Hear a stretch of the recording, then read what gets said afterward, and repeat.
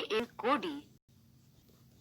Ankita looked out of the window as the car sped past the rice fields. This was the first time she would be living in a village for 4 weeks. Her parents were going abroad for work. She couldn't accompany them and would be staying with her grandparents in Kodi village. The car stopped outside a small white house. "We're home, Ankita," her grandfather said. Her grandmother was at the gate with their pets, Gogi, a goat, and Roli, a dog. Grandmother had laid tea for them, chapati rolls with homemade guava jam, salted biscuits, and milky tea. "It's made with fresh cow's milk, dear," grandmother said, offering her a cup of tea. Ankita sat on the veranda, watching the colors of the sunset fade over her grandparents' huge fields. She tried to call her friend from her cell phone. The signal was weak. She wondered how she would spend her time without television or the internet. Roli trotted towards her, carrying a stick in his mouth. She played fetch with him, throwing the stick and watching him bring it back to her excitedly. Gogi joined in the fun and butted her knee gently. "Dinner is ready," Grandma called out. The food looked appetizing. The pulao was made with vegetables from the kitchen garden. Ankita heaped thick curd on her rice. The jaggery chikki was delicious. "The healthy air will make you all rosy," Grandpa said. "You are so pale and thin, Anki." "I'll get bored here," Ankita said. She looked like she would break down in tears. "You won't," Grandpa replied.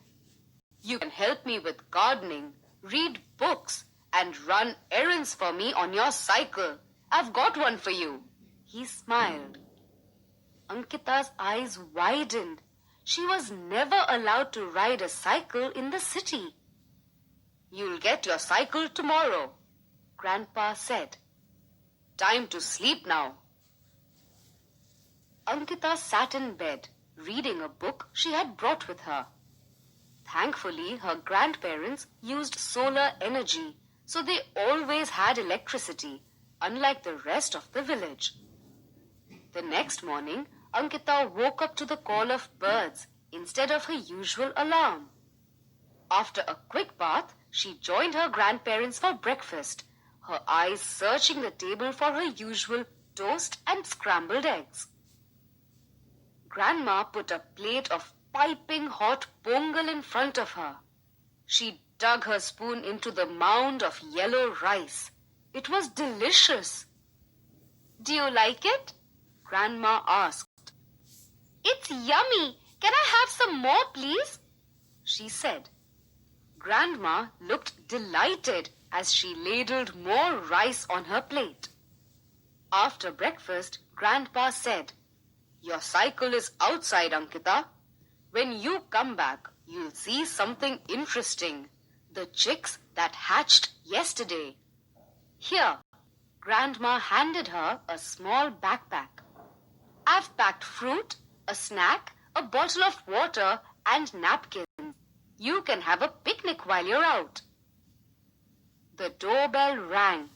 A girl and a boy about Ankita's age stood at the door. Grandpa introduced them. "Ankita, meet Vani and Varun from the farm next to us. They will go cycling with you." Ankita took her backpack, climbed onto her cycle, and started riding with them. Roli ran beside them. They raced each other through the fields till they came to a huge banyan tree with long aerial roots.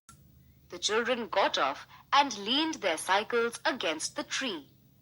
Vani jumped up and grabbed a hanging root. "Give me a push, Varun," she said as she bent her knees and started swinging. Roli joined in the game, jumping up to catch her with every swing. There's a mango tree full of sweet green mangoes. We can go and pluck some, Varun said. This is fun. I think my adventure has just begun, Ankita said with a smile as wide as the fields. Yes, let's go right away. She was happy she was away in Kodi.